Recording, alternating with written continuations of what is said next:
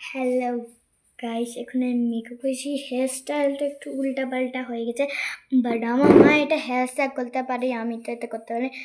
Makeup তোমরাই বলে একটু ব্লাশটা বেশি হয়ে গেছে, আমি ব্লাশটা করে দিয়েছি, হাইলাইটার লাগিয়েছি। তোমরাই বলো কেমনি লাগছে আমাকে। একটু এটা না আইলাইনার ভালো হয়েছে, এটা আইলাইনার দেখো ভালো হয়নি, মানে দুটাই আলাদা আছে ভালো। এখানে এই যে কেমন দেখো এমনি আছে,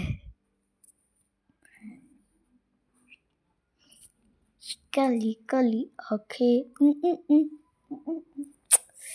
আমি না একটা জিনিস লাগাতে ভুলে গেছি, আমার মায়ের মেকআপ প্রোডাক্টস একটা জিনিস আমি লাগাতে ভুলে গেছি, ওটা লাগে এখানে মোবাইল একটু রেখে দিই।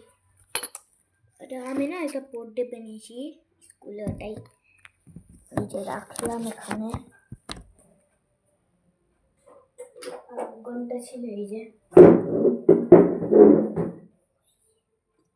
কাজে এটাকে কি যে বলে,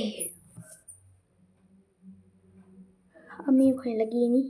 তো গাইস আমি এটা লাগিয়ে নিয়েছি, তোমরা দেখতে পারবে না। তোমরা জানো আমি না রুতুয়াতে গেছিলাম, ওখানে